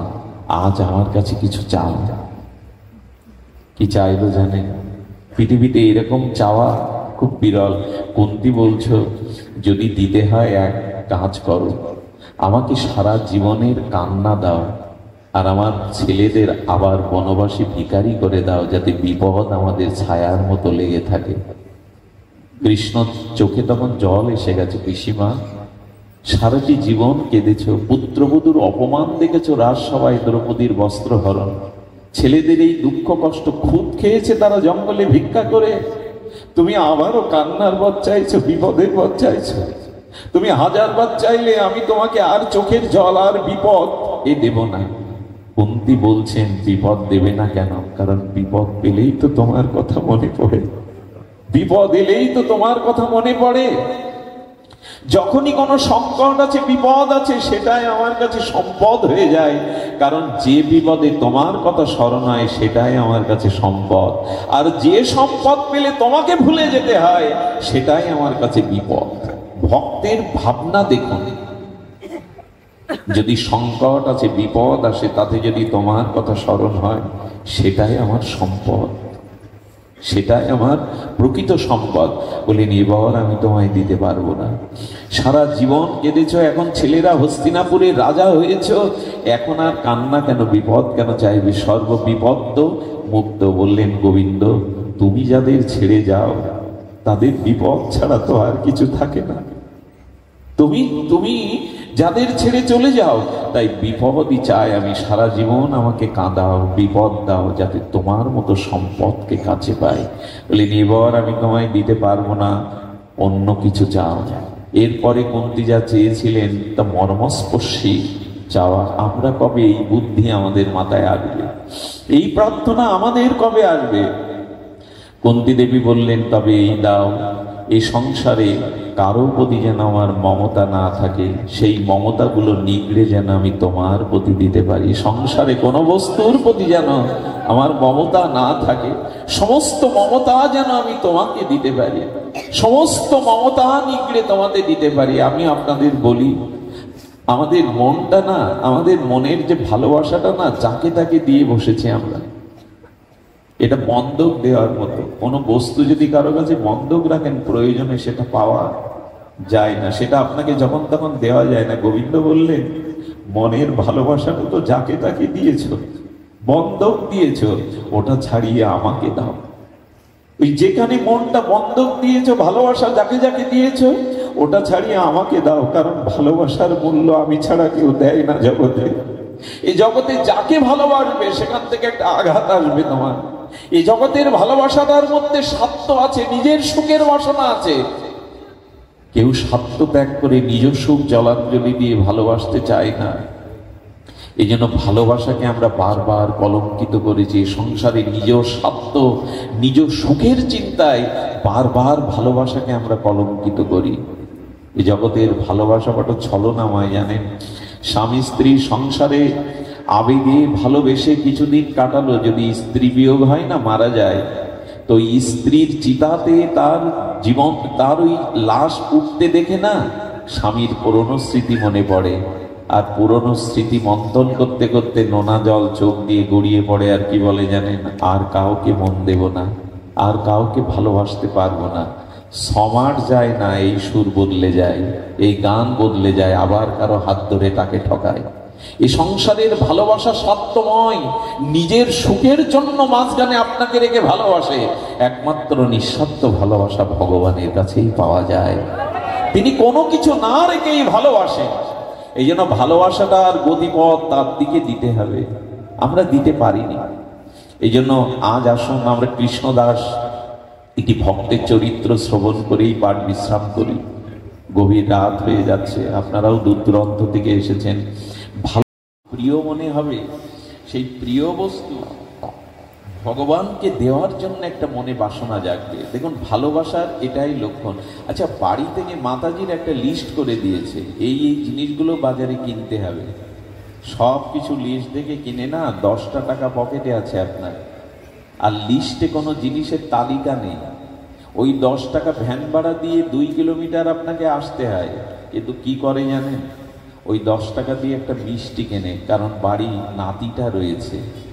ওই ভ্যান ভাড়া না দিয়ে নাতি, আচ্ছা নাতির ওই লিস্টটা কি লেখা ছিল নাতির জন্য একটা রসগোল্লা নিতে হবে? কিন্তু যেহেতু ভালোবাসার একটা মানুষ বাড়িতে রয়েছে, তাই তার কথা ভেবে লিস্টে না থাকলেও ওখানে তার জন্য কিছু নিতে ইচ্ছা করে। ভালোবাসা রয়েছে বলেই তো। আচ্ছা, ওই নাতির জন্য 2 কিলোমিটার পথ হেঁটে আসলেন, 10 টাকা দিয়ে মিঠাই এনে তার গালে তুলে দিলেন। আপনি যখন মারা যান, আপনার বুকে ওদের আর দেবে? ওদের না দেখে থাকতে পারতেন না, দেবে না। আজ ভালোবাসা থেকে সরিয়ে নেবে, আজ আর আপনার কাছে কাউকে দেবে না। এই কথার অর্থ হলো, ভালোবাসাটা একটা জায়গায় গিয়ে ভেঙে যায়, ধ্বংস হয়ে যায়। যা ধ্বংস হয়, যা বিচ্ছেদ হয়, তাকে প্রেম বলে না। প্রেম আমি একটু আপনাদের অনুরোধ করি, প্রেম কখনো বিজ্ঞাপনের জিনিস না। যারা প্রেমের কথাটা মুখে একবার বলে ফেলেছে, ওখানে প্রেম নাই। খুব মজার কথা কি জানেন? ভাগবত বলছে, যারা মুখে ভালোবাসার কথা, প্রেমের কথা ঝড় তুলে দেয়, ওইখানে জানবেন প্রেম বা ভালোবাসা বলে কিছু। প্রেম ভালোবাসা অনুভূতি জগতের বস্তু, ওটা বলা কওয়ার বস্তু নয়, ওটা বলে হয় না ওইটা। কিন্তু আজকের দিনে কি হয়েছে জানেন? এখন প্রেম ভালোবাসাটাকে আমরা বিজ্ঞাপনে প্রচার করেছি। স্বামী স্ত্রীর আনন্দঘন মুহূর্তগুলোও যেন মোবাইলে না দিতে পারলে শান্তি নেই। প্রেম কখনো বিজ্ঞাপনে নিয়ে যাবেন না। আচ্ছা, আপনার বাড়িতে এখন কত টাকা আছে, সিন্ধুকে কবরী সোনা আছে, এটা লোককে বলেন আপনি? আমি 1000 কথার মধ্যে একবার বলবো, আমার বাড়িতে এখন এত টাকা আছে, এত সিন্ধুকে আছে। সামান্য সোনা দানা টাকাও যদি মানুষ গোপন রাখতে চায় সুরক্ষিতর জন্য, প্রেম সুরক্ষিত রাখার বস্তু, বাইরে বলবার বস্তু না। প্রেমটা উপলব্ধির বস্তু, কিন্তু প্রেম তো এই জগতে নাই। আর যেটুকু আমরা প্রেম বলে চালিয়ে দেই, সেগুলো এখনো বিজ্ঞাপনের সস্তা জিনিস হয়ে গেছে। ভালোবাসা কখনো মুখে বলার জিনিস না, এটা অনুভূতির জিনিস। মা শিশু সন্তানের মুখ দেখে বুঝে নাই ওর ক্ষুধা লেগেছে, এটা বলতে হয় না সন্তানকে। এই জন্য ভালোবাসা কখনো বাইরে ব্যক্ত করার বস্তু নয়, ভালোবাসা কখনো বিজ্ঞাপন করার বস্তু নয়। আজকে এই জগৎ সংসারটা হয়ে গেছে উন্মাদের মতো, উচ্ছ্বাস তরঙ্গে সব কিছু বিজ্ঞাপনের হয়ে গেছে। বিজ্ঞাপন না। গোপীদের দিকে তাকিয়ে দেখুন, গোপীরা কৃষ্ণকে ভালোবাসার কথা ওইভাবে ব্যক্ত করেনি। তারা সর্বস্ব অন্তর্মনা হয়ে তাকে ভালোবেসেছে। মুখে তারা ব্যক্ত করেনি কখনো। মুখে যদি ব্যক্ত করেনি তো গোপী গীত গাইল কারা? কৃষ্ণের এই যে গোপী গীত, ভ্রমর গীত গোপীরা গাইল কেন? বলে এইটুকু গাইল কেন জানেন? আজকে যদি গোপীরা গোপী গীত না গাইতো ভাগবতে, গোপী প্রেম যদি জগতে তারা প্রকাশ না করত, তাহলে প্রেম কি বস্তু জগৎ জানতো না। এ জগতের কাম কামনাকেই প্রেম বলে আমরা বুঝতে ভালোবাসি। গোপীরা যদি প্রকাশ না করত, প্রেম শব্দটা আমাদের কাছে কামই আমরা প্রেম ভেবে বসতাম, বাসনাকেই আমরা প্রেম ভেবে বসতাম। এই জন্য জগৎ কল্যাণে জানালেন, প্রেম কখনো বিজ্ঞাপন করার মুখে বলার জিনিস নয়। প্রেম কোনোদিন নিজের সুখের জন্য কিছু চায় না। প্রেম চাই প্রিয় পরমের সুখ। এই কথাটা আমি আবার বলছি, একটু ধ্যান দিয়ে মনে লিখে নিন। প্রেম কখনো নিজ সুখের কিছু দাবি করে না। প্রেম সর্বতভাবে নিজের সর্বস্ব দিয়ে তাকে সুখী করতে চায়। এই হলো প্রেমের ভাষা। প্রেম কখনো আত্মসুখ চায় না, নিজ সুখ চায় না। প্রেম সর্বতভাবে প্রিয়ের সুখ, তারই সুখ। এটাই গোপীগণ এটা প্রমাণ করে জগতে দেখিয়ে গেছেন। তাদের আত্মসুখ ছিল না, তাদের দেহ ধর্ম, কুলধর্ম, সব ধর্মই তারা জলাঞ্জলি দিয়েছে ভগবানের জন্য, ব্যক্ত করেন। রাধারানীকে ললিতা সখী একদিন বলছে, ললিতা সখী বলছে, ধ্যান দিয়ে শুনুন রাধে, দশম দশায় মুষ্টিত হয়ে পড়ে যাস, তোর নাসিকায় তুলা ধরলে নিঃশ্বাস ক্রিয়া থাকে না, এভাবে কবে প্রাণ দশম দশায় চলে যাবে? ভেতরে এত ব্যথা না লুকিয়ে আমাদের সাথে বল না। প্রিয়জনের সাথে মনের বেদনা খুলে বললে মনটা হালকা হয়। রাধারানী যেই একথা শুনেছেন, ললিতার মুখে করপল্লব দিয়ে আচ্ছাদন দিয়ে বললেন, এ কথা কখনো জানতে চাইবি না। শুনে রাখ ললিতা, যদি আমার কৃষ্ণ বিরহের যে ভেতরে বিরহ বিরাজ করছে, সে যদি নিঃশ্বাস দিয়ে বাক্য দিয়ে সেই বিরহ বাইরে প্রকাশ হয়, অনন্ত ব্রহ্মাণ্ড পুড়ে ছাই হয়ে যাবে। একথা মেনে নিতে পারবো তো আমরা? আমার বিরহের কথা যদি আমি বাইরে প্রকাশ করি, রাধারানী এত ধীর বললেন, প্রকাশ করলে একবার হয়েছিল, রাজবংশ অধ্যায় বৃন্দাবনে পাঠ হচ্ছে, বৃক্ষগুলিও যেন কাঁদছে। কৃষ্ণ বিরহে, গোপী বিরহে বৃক্ষগুলিও যেন কাঁদছে। আর যে বাবাজি পাঠ করছেন তার চোখে জল নাই। একজন দূর থেকে ভাবছে, বাহ, আমরা কেঁদে মরছি, আর যিনি পাঠ করছেন তার চোখে গোপী বিরহে, কৃষ্ণ বিরহে জল নাই। যেই ভেবেছে, ওই বাবাজি একটা নিঃশ্বাস ফেললেন। সেই নিঃশ্বাস কি হলো জানেন? গাছ থেকে একটা সবুজ পাতা পড়ছিল, 3 হাত দূরে তপ করে আগুন লেগে পাতাটা পুড়ে গেল। যার মনে এসেছিল পাঠকের চোখে জল নেই কেন, বুঝতে পারলো তার বিরহটা সে ধীর বা চেপে দিয়েছে বুকে। অনেকেই চোখে কাঁদে না, কিন্তু ভেতরে কাঁদে, সেটা বাইরে প্রকাশ করে না। এই কান্নাটা আরো ভয়ানক। বাইরে কাঁদলে তো বুক হালকা হয়ে যায়। যারা কান্নাটা রক্তের মতো জমাট বাঁধতে রাখতে পারে, এরা যদি কোনোদিন নিঃশ্বাসের সহিত বিরহ প্রকাশ করে, পুড়ে যাবে চারিদিকে। গোপীরা এই জন্য কৃষ্ণ বিরহকে বুকে লালন করে রাখত। আবারও বলছি, প্রেম কখনো বিজ্ঞাপনের জিনিস নয়। প্রেম কখনো, আমার কি মনে হয় জানেন, কিছু মনে করবেন না, জাগতিক কথা এই আসরে বলা উচিত না। আজকাল ভালোবাসা দিবস নামে একটা দিবস, এখান থেকে 10-20 বছর পরে দেখবেন কতটা নোংরামি এই দিবসে আশ্রয় দেয়া হবে, কতটা নোংরামিকে আশ্রয় দেয়া হবে। এভাবে আমাদের শাস্ত্র বলেনি। আমাদের শাস্ত্র ভালোবাসা বিজ্ঞাপনের জিনিস নয়, ভালোবাসা কখনো ব্যক্ত করার জিনিস নয়। কারণ ব্যক্ত তখনই হয় যখনই তার জন্য সর্বস্ব আপনি দিতে রাজি না থাকেন, তার কাছ থেকেই আপনি আপনার সুখ নেওয়ার জন্য ব্যস্ত থাকেন, তখনই বিনিময় হয়। এই জন্য গোপীদের কথা এই যে, আমাদের পায়ের ধুলো গোবিন্দের মাথায় দাও, তাতে যদি তার মাথার যন্ত্রণা কমে, আর আমাদের পায়ের ধুলো স্বয়ং ভগবানের মাথায় দেওয়াতে যদি অনন্তকাল নরকে যায়, তাতে আমাদের দুঃখ নেই। আমাদের প্রিয় সুখে আছে, এটাই আমাদের সুখ। একথা আর কে বলেছে জগতে? আমাদের পায়ের ধুলো গোবিন্দের মস্তকে দাও, তাতে যদি তার মাথার যন্ত্রণা কমে, আমরা নরকে যাই, ক্ষতি নেই। সেখান থেকে যেন জানি আমাদের প্রভু ভালো আছে, আমাদের প্রিয় ভালো আছেন। এটাই তো ভালোবাসা। সব শেষে আপনাদের বলি, এই ভালোবাসা ভগবানের প্রতি এসেছে এটা বোঝবার উপায় সর্ব অবস্থাতেই যদি তাকে আনন্দ দেওয়ার ব্যবস্থা থাকে। চলুন কৃষ্ণদাস চরিত্রটা বলি, আমরা পাঠ বিশ্রাম রাখছি। কৃষ্ণদাসের চরিত্র হলেন, ইনি ছিলেন আমাদের বল্লভাচার্যের সন্তান। বৃন্দাবনে এখনো মন্দিরের কি পরম্পরা জানেন? যারা বাবাজি হয় তাদের উত্তরসূরি বড় পুত্র বা সন্তানরাই উত্তরাধিকারী হয়, যারা গৃহী বাবাজি।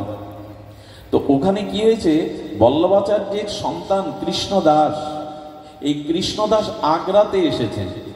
আগ্রা আপনারা জানেন আমাদের যে বৃন্দাবনের পাশেই আগ্রা, আগ্রাতে জিলিপি খুব বিখ্যাত। আর সেই জিলিপি যিনি ভাবছেন, সেই জিলিপির মৌ মৌ মিষ্টি গন্ধে যেন পুরো গলিটা ভরে গেছে। সঙ্গে সঙ্গে কৃষ্ণদাস জিলিপির গন্ধে মনে করছেন, আরে আমি যদি শ্রীনাথজিকে, মানে গোবিন্দের প্রকট বিগ্রহের নাম শ্রীনাথজি বৃন্দাবনে, গোবর্ধনে, গিরিরাজ গোবর্ধনে, বলে এই জিলিপি যদি আমি একটু শ্রীনাথকে দিতে পারতাম। কিন্তু এই জিলিপি তো তাকে দেওয়া যাবে না, ওটা মন্দিরে তৈরি করা। আমি আছি এখানে, জিলিপি জিলিপি জিলিপি মনে মনে বারবার চিন্তা করে কি করেছে জানেন, এক গাছতলায় বসেছে নদীর ধারে, বলে মনে মনে না, মনে মনে উনি ধ্যানে বসে গেছেন মানুষে। নিজে নিজে জিলিপি তৈরি করলেন, রসে ডোবালেন, শ্রীনাথজিকে সোনার থালায় দিয়ে কাঁদছে আর বলছে, শ্রীনাথজি মন খুব চেয়েছে তোমাকে জিলিপি পাওয়াতে, এইভাবে মনে মনে দেওয়া ছাড়া তো আমি বাইরে দিতে পারছি না, গ্রহণ করো না, তুমি তো অন্তর্যামী, তুমি তো ভক্তের নিবেদন যে কোনো অবস্থাতেই গ্রহণ করতে পারো, করো না তুমি। এইভাবে যখন চোখের জলে জিলিপি সোনার থালে নিবেদন করেছে, কি বলবো আপনাদের, ভক্তমাল চরিত্রে বলছেন।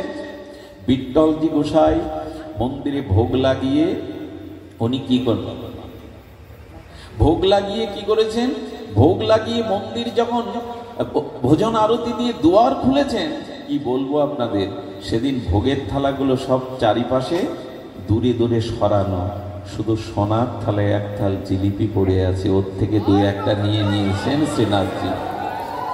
অবাক হয়ে বিট্টলজি বলছেন, আরে জিলিপি ভোগ তো সোনার থালে আমি তোমায় দেয়নি, কে দিল তোমায় এটা? উনি মনে মনে ভাবলেন, তোমার কোনো প্রিয় ভক্ত হয়তো মনে মনে তোমাকে নিবেদন করে দিয়েছে, আজ তুমি সেটাই পেয়েছো, অন্য প্রসাদ পাওনি। হ্যাঁ, পরে যখন কৃষ্ণদাস ফিরে এসেছে, বিট্টলজি বলছে, জানো আজ একটা অলৌকিক ঘটনা ঘটেছে। আরে শ্রীনাথজি আজকে জিলিপি পেয়েছে সোনার তালে, কে তাকে দিয়েছে? আপনি আমি হলে চিৎকার করে বলতাম আমি দিয়েছিলাম, কিন্তু গুরুদেবের কাছে নিজের ওই যে প্রেম সর্বদা গোপন রাখা হয়, নিজের অভিমান বাড়বে, নিজের বড়ত্ব বাড়বে। গুরুদেবের দিকে তাকিয়ে বলছেন, সে ভক্ত হয়তো ভাগ্যবান যে তার জিনিস শ্রীনাথজি গ্রহণ করেছে। আমরা মনে মনে দেই তো।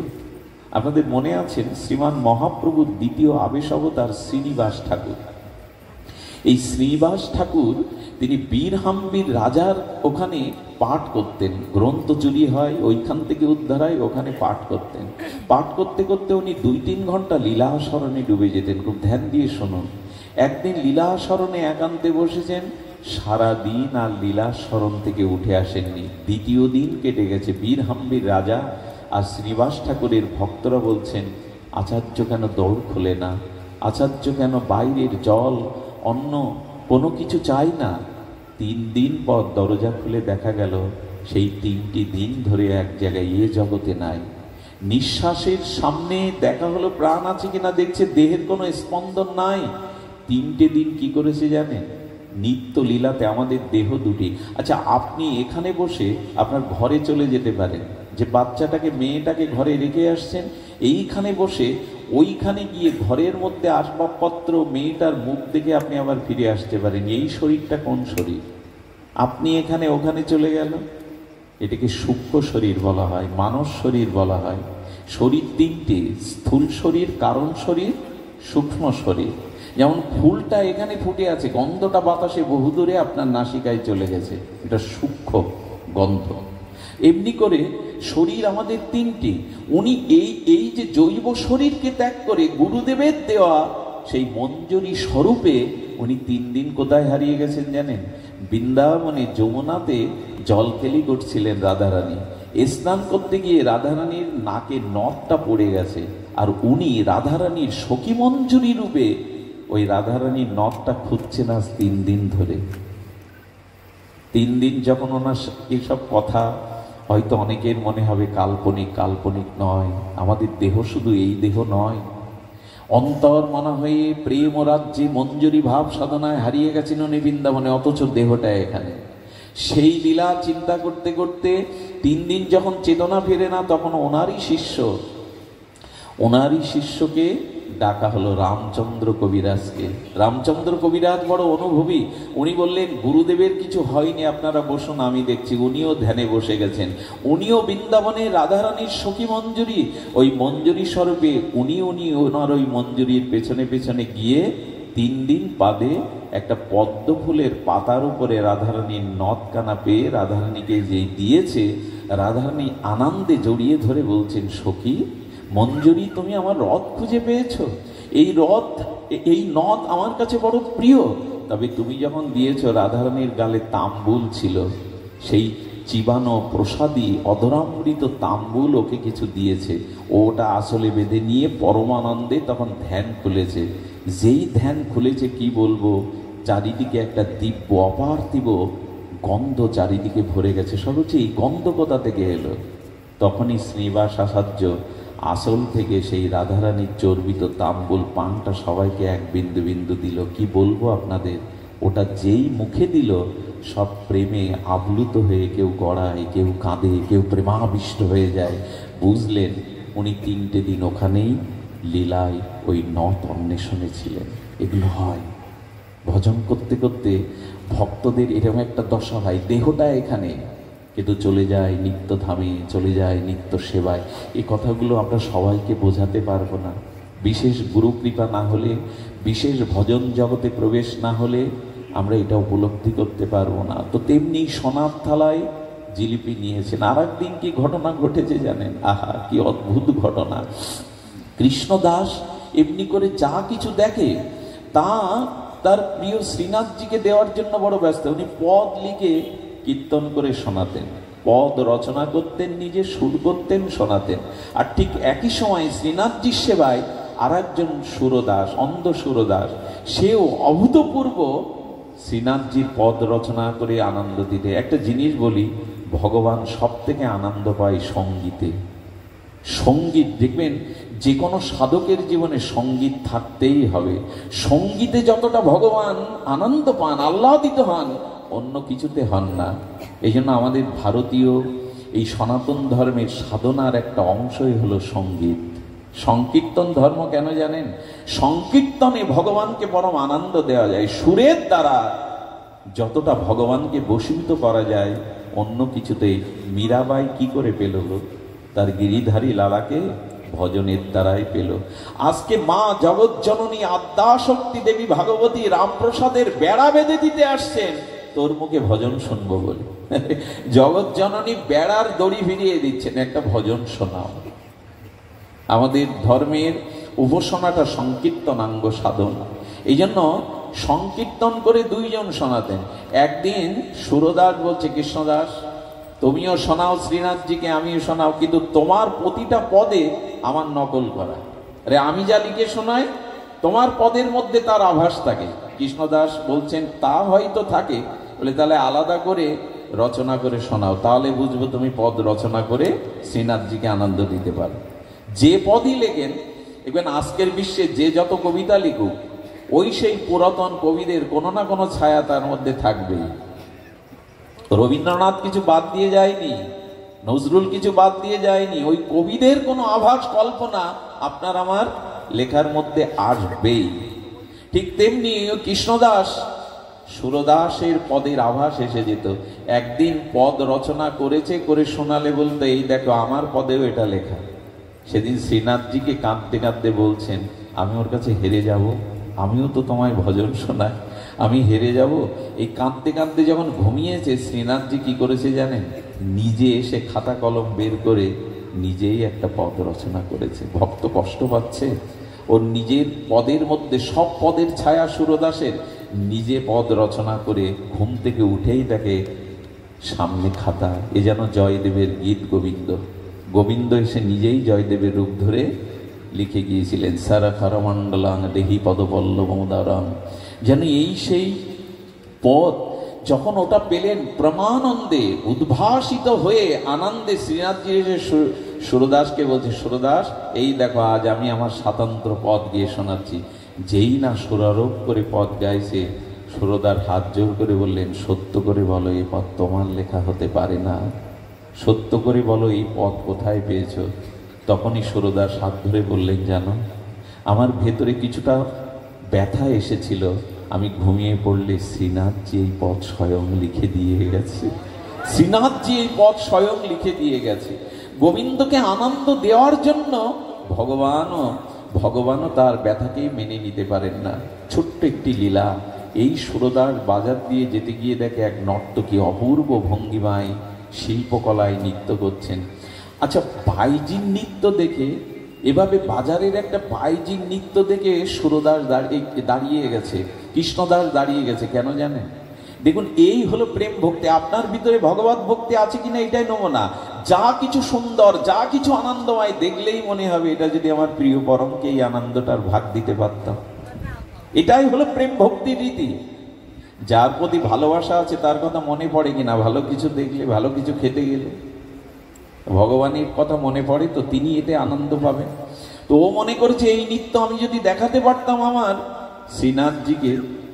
আসলে এই নাচ গানের মধ্যে বাজারে কৃষ্ণদাসকে দেখে কেউ ঠাট্টা করতে লাগলো, বাবাজি তুমিও আটকে গেছো, খুব ভালো, মানুষকে আর ছাড়ে, বাবাজি তুমিও, কে কি বলে বয়ে গেছে। নৃত্য দেখার পরে দুটো সোনার মোহর বের করেছে, নিয়ে ওর হাতে দিয়ে বলছেন, এটি রাখো। সোনার মোহর দিচ্ছেন কে আপনি? বাবাজি মহারাজ। আর এই নৃত্য আপনি কেন দেখছেন? এখানে আপনার কি কাজ? বললেন, তোমাকে নৃত্য দেখাতে হবে একজনকে। বললেন, সে ধনী না হলে আমি নৃত্য দেখাবো না। বলে, তার থেকে ধনী এই পৃথিবীতে কেউ নাই, এই দুটো স্বর্ণ মুদ্রা রাখো, আমার সাথে চলো। বললেন, ঠিক আছে চলুন। উনি পিছনে পিছনে যাচ্ছেন, গিরিরাজ গোবর্ধনের তীর দিয়ে যখন আশ্রমে নিয়ে যাচ্ছেন, ব্রজের সাধুরাও ভুল বুঝল কৃষ্ণদাসকে। শেষ পর্যন্ত বাইজির সঙ্গ, শেষ পর্যন্ত নর্তকীও আনছে শ্রীনাথজির মন্দিরে। হলোটা কি কৃষ্ণদাসের? মাথা খারাপ হয়ে গেল। সবাই ছিচা করছে, নিন্দা করছে, কিন্তু অন্তরের কথা কে বুঝবে? কি করলো জানেন? খুব ধ্যান দিয়ে শুনুন। ওখানে গিয়ে বললে, যমুনায় স্নান করো। যমুনায় স্নান করার পরে কি করলেন জানেন? শ্রীনাথজির প্রসাদী একটা কাপড় দিলেন, এটা পরো। শ্রীনাথজির অলংকার দিলেন, এটা পরো। এইগুলো পরার পরে বলছেন, কাকে নাচ দেখাবো? কাকে নাচ দেখানোর জন্য এনেছেন? মন্দিরের দুয়ার খুলে শ্রীনাথজির দিকে তাকিয়ে বলছেন, আমার এই বান্ধবকেই তোমার নাচ দেখাতে হবে। সঙ্গে সঙ্গে বললেন, আপনি কি উন্মাদ? আপনি কি আমাকে পাগল পেয়েছেন? আমি একটা মূর্তিকে নাচ দেখাবো? যেই বলেছেন মূর্তিকে নাচ দেখাবো, বললেন, তোমার অনন্ত কোটি জন্মের সৌভাগ্য, আজকে যার বস্ত্র পরেছো, যার অলংকার পরেছো, এটা দেব দেবীরাও সহজে পায় না। কাকে নৃত্য দেখিয়েছ? হাত পা বেঁকিয়ে কাকে আনন্দ দিয়েছ? একে যদি আনন্দ দিতে পারো, তোমার আনন্দ আর কোনোদিন কম পড়বে না। যেই বলেছে শ্রীনাথজির মুখের দিকে যেই হাসি দেখেছে, সঙ্গে সঙ্গে বললেন, হ্যাঁ, ওনার মুখবদন বলছেন আমার নৃত্য উনি দেখতে চান। আচ্ছা, একটা বাজারে নর্তকী এখানে নৃত্য করে আজ প্রেম পেল শ্রীনাথজির চরণে। ওই নৃত্য করতে করতে শ্রীনাথজি হেসেছিলেন, এবং ওই নর্তকী সারা জীবনের জন্য আর কোথাও নাচেননি, ওইখানেই শ্রীনাথজিকে তিনি নৃত্য দেখিয়ে ভজন করে গেছেন। আমার কি মনে হয় জানেন, একজন বাজারের পতিতা এই কৃপা পেল কেন জানেন? ভগবানের কৃপা না, এটা কৃষ্ণদাসের কৃপা, ভক্তের কৃপা।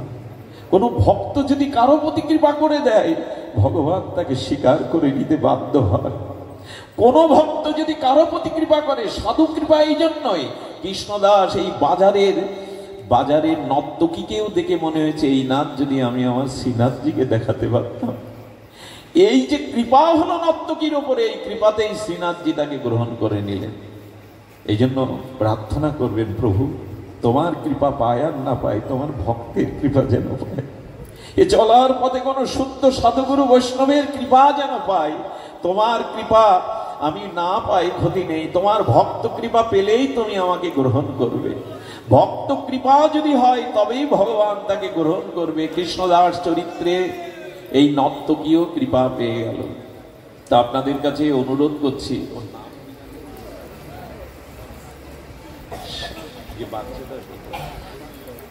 সার্থকের জন্য ওর পিতা মাতা আজ আপনাদের চরণধূলি প্রার্থনা করেছেন। আমার কি মনে হয় জানেন, ভক্তের চোখের জল যদি গোবিন্দ চরণে এক বিন্দু নিবেদিত প্রার্থনা হয়, ভগবান সে প্রার্থনা উপেক্ষা করতে পারেন না। আজ এত একটা বড় অনুষ্ঠানের সাধুগুরু চরণধূলি প্রার্থনা করেছেন হৃদয় থেকে। আপনারা সকলে হাত উঁচু করে একটু গোবিন্দের কাছে প্রার্থনা করুন, যেন তার মনোবাঞ্ছা ভগবান পূর্ণ করে, ভগবান যেন তাদের প্রতি কৃপা বর্ষণ করে। শুধুজন, আপনাদের এই মঙ্গলময় উপস্থিতিকে বারংবার প্রণাম করে, আপনাদের চরণধূলিকে মাথায় প্রার্থনা করে আজকের মতো হরিকথার এখানেই বিশ্রাম। মহাপ্রভুর কৃপা হলে আবারও কখনো আপনাদের দুয়ারে এমনি করে হরিকথার আস্বাদনের ইচ্ছা রইল। জয় নিতাই গৌর প্রেমানন্দ।